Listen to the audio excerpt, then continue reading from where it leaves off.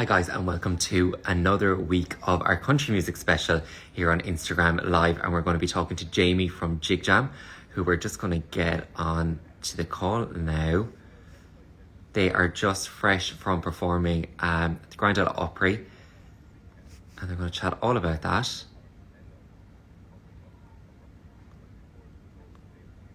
And we're just going to get him live now.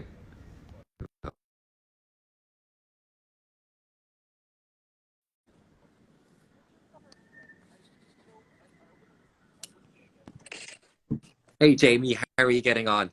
How's it going? All good. So where are you coming from today? Where are you chatting to us from? I'm in Chicago here in a hotel just outside the airport. Flew in last night, so just about to hit the road now in an hour or so.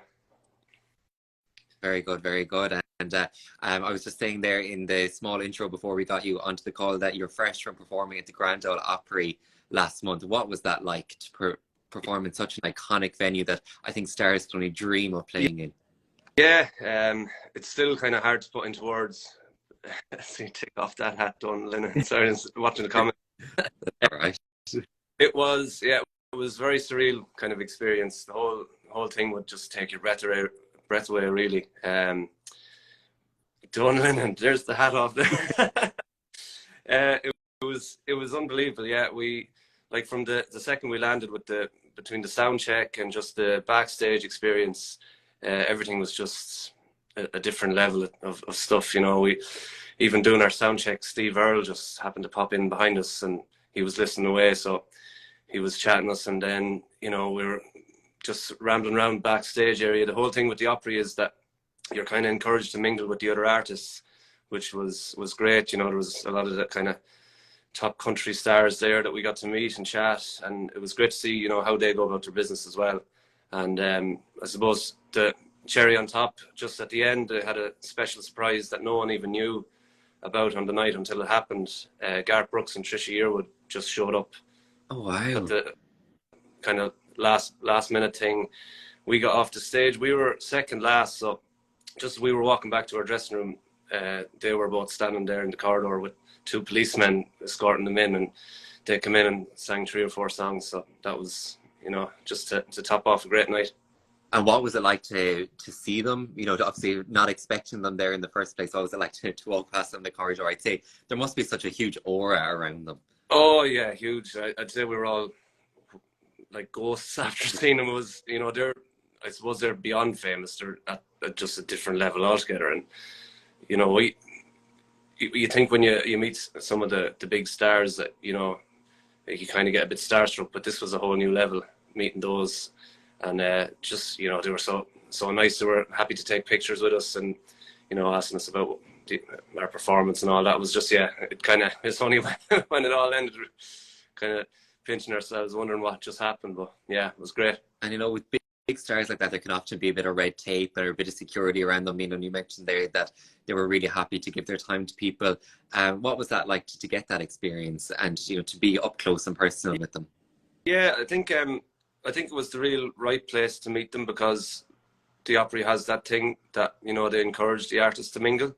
And even reading a couple of articles about the Opry and Garth Brooks and people like that, like they all had the same starting point as us. Like I remember reading something about Garth Brooks meeting Merle Haggard and some of these guys when he was just a young guy and he was starstruck. So I suppose they've all experienced where we're at starting out. So I think they all appreciate that we're all musicians here and kind of thing. So did you get any advice from anybody there? I wouldn't say straight up advice, but I think we were definitely chatting to Steve Earle. You'd pick up a lot of it was just very fascinating, I suppose, you'd seen where someone like him has come from, and he was just he was so open and so down to earth. He was talking to us as if we were on his level, which was really cool. And he was just talking about different recordings, and he was we were asking him about when he wrote The Galway Girl and his trips to Ireland. And I think it's always something that you remember as he was in our position too, starting out all those years ago, just writing songs and hoping that something might take off. And it would give you a good bit of a little bit of confidence and a little bit of inspiration when you and you see, well, you know, I suppose we keep plugging away and keep doing what everyone else did, and you just never know, you might just get a break along the way. Absolutely, absolutely. And while you were on stage, you were called the Irish Elvis. Where did that name come from, or where did that term come from? That's just Dahi, the banjo player. That's so we kind of just, you know, sneer each other a lot over the microphone, introducing each other as different things. But he's always kind of gone to that. It's probably because of the hair, I'd say. But the MC picked up on it anyway, and he, you know, said, "Oh, the Irish Elvis." So a lot of people have commented on it now since. So I suppose I may run with it at this point. Absolutely, that's one that will stick out for sure.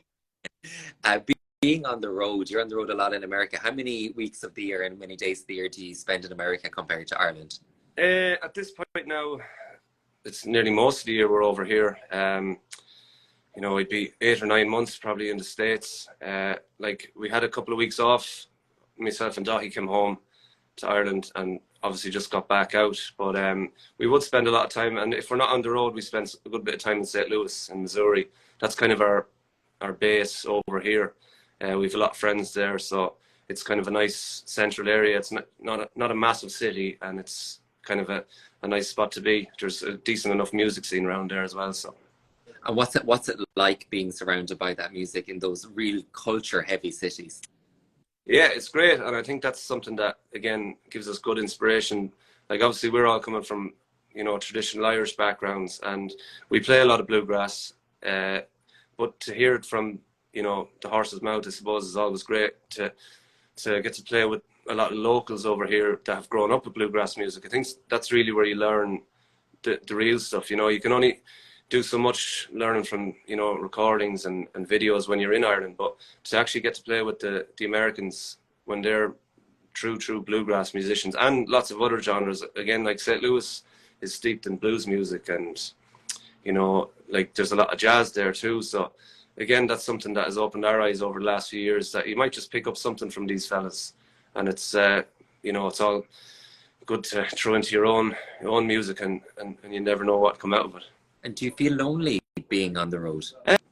Yeah, there's definitely lots of times you'd miss home. I think being from Ireland, there's, like, we're a very unique nation, that we're very close to our families and close to our friends, and like we're from outside Tullamore, and I'm from a little place called Durrow, but sure, no more than any place in Ireland, you kind of know everybody, and you grow up in the GA and things like that. And I definitely miss that now a lot, of, you know, being at home with my friends, and just, yeah, you would miss family. But look at, like, we enjoy the road. We've thought about it as well, you know, and we'd like to, you know, you're thinking, oh, would you prefer to be at home? And at this point in our lives, we're happy to do what we're doing and pursue our dream, you know. So I think, yeah, there's obviously two sides of the coin, but we do, like, I think in today's age, with, you know, with WhatsApp and like FaceTime, like, to call home and to contact people at home is just seconds away, whether it's a video call or, you know. So it's not like the old days where you probably couldn't call, whereas now you're kind of constantly in contact with your family, which is great, and it softens the blow a little bit when you do miss home. Do you all have to stay on the same page then as a band? It's not like going around as a solo artist and you can decide when you tour and what you tour.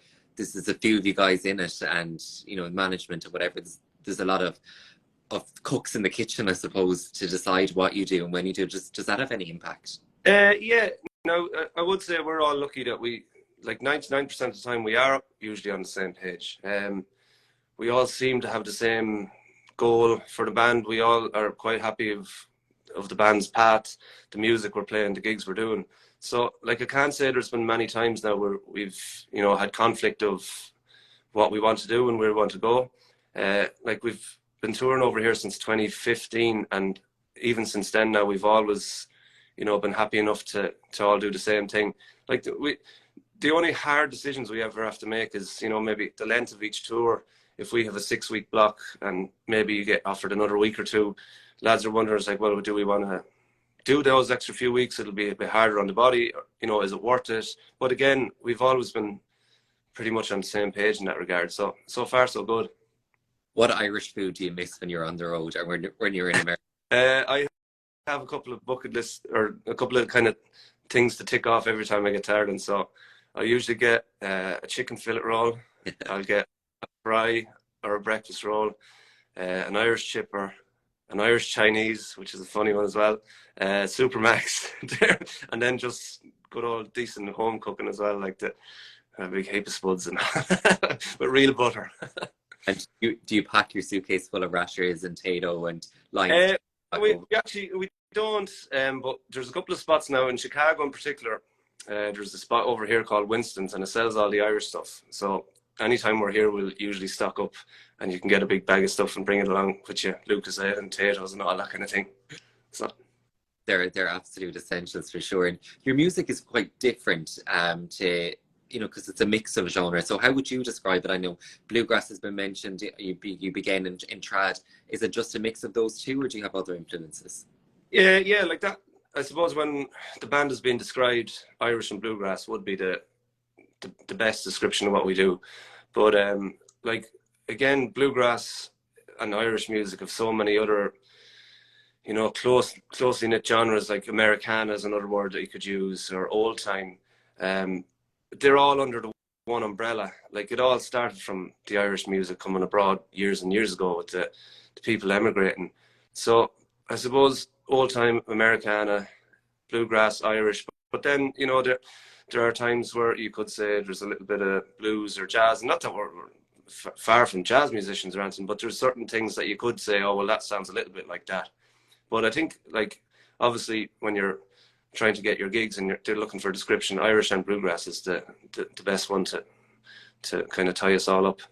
And the Irish accents and the red hair and the sound and everything, does that make you stand out in America? American people tend to love Irish people. Our good old pal Joe Biden has just left the country as well. The accent obviously goes a long way over here. Before you play a note, it's definitely a huge advantage because you're automatically a novelty with a different accent, and the Americans seem to like that. And yeah, the red hair is definitely another thing that's a nice plus. I think as a nation, people to be fascinated with Irish people, no matter where you go in the world, and especially over here, because obviously a lot of the Americans would have Irish roots and Irish heritage, and they're very aware of that, and they'll tell you, about their great-great-grandfather being from Ireland, and they love meeting, proper Irish people, and I suppose that makes them a little bit closer to their roots, and it's definitely helped us along the way. Absolutely. Do you ever get down being away for so long? Yeah, I suppose. I think we've all had those times, where you, again, missing home would be part of it, and I think it's natural given the lifestyle that we live when you're living out of a suitcase, and sometimes you're a little bit sleep deprived. There's times we've been running on a couple of hours sleep or even no sleep, going from maybe a gig to a hotel for an hour and going straight to an airport, flying a couple of hours to another place, renting a car and going straight to a gig. So that naturally takes its toll on you. I think it'd be hard not to feel a little bit down if you're doing that kind of thing all the time. But I think as I said, we're very closely knit as a band. We're very lucky that we can chat each other, and if there is ever a fella that does need a bit of a boost, that we can give it to each other. And I think that's the other great advantage of a band, as opposed to being a solo artist, that we're all in it together, and it definitely helps. Not to get too heavy or political, but the political situation in America is quite precarious over the last couple of years, especially in the southern states. Does that ever impact you guys, or something you ever think about? No, I can't say it doesn't really affect us directly. It's something, we're aware of all the political side of things over here. There's obviously a big division between one side and the other. But look, we play so many gigs that we see so many people from so many different cultures and different political views that it doesn't affect us. And I don't think it has to affect us, because coming from Ireland, we don't have to take a stance. We don't have to voice an opinion. I know a lot of the American bands would be politically minded and they'll talk about it during their gigs, but we don't have to do that. And we're lucky that we don't. We're happy to be over here, and it hasn't affected our tour and it hasn't affected our music. Like I said, we played to so many different cultures and different groups of people, and I think we just let the music do the talk. We don't have to get into political views, and you know, we're quite happy to not to have to do so. And Jamie, I interviewed you for the latest issue of RSVP Country, which is on shelves at the moment, and you revealed that you kind of fell into music, or into JigJam kind of by accident at a 21st birthday party. Tell us that story again. Yeah, that was actually here in Chicago. I was after doing a J1 in 2012, and I was just doing a couple of gigs just to make a few quid over here. And obviously there was a huge Irish crowd over, and we know we're playing in the Irish pubs and all that. And just a girl from Tullamore asked me to play her 21st. At the time, I probably wasn't confident enough to do it on my own. So my sister played music. She plays music. She plays the fiddle. And a couple of lads at home, I asked them to, you know, you'd hardly join me for this, and we'll put together a set. So that was the first gig that we did. We started playing then in a bar in Tullamore. It was called the Portock at the time. And we kind of did every Friday night for a couple of months, and then it just turned into something more. Again, we were at the age where we were 21 ourselves, or 20, so people were having 21st birthdays, and we were kind of the go-to band. There was ourselves and another band called Rulia Bulia, and they're still going today. And between the two of us, we were all kind of doing the 21st parties and weddings and different things like that, and that's kind of how it all started. And it was probably 2014 where we said, you know, we'll potentially take this a bit more serious, and we recorded an album, and then we've kind of gone from there. Excellent. And for anyone who is tuning in that wants to follow you guys and to know where you are all touring, let us know where they can listen to you or see you and follow you. Yeah, so our handle is JigJam Live for Instagram and Twitter and Facebook. Our YouTube account as well. There's lots of stuff up there. And our website is jigjam.ie, so you can kind of find everything there. And for anyone wanting to keep up with anything Irish country music, you can head over to rscplive.ie/country music. And from there, you can sign up to our amazing new newsletter, which goes out every Monday, where you can win competition tickets, as well as keeping up with the latest interviews and news across country music. So on that note, Jamie, thank you so much for your time. And no doubt we'll chat again soon. Lovely. Thanks a million, Mikey. Cheers.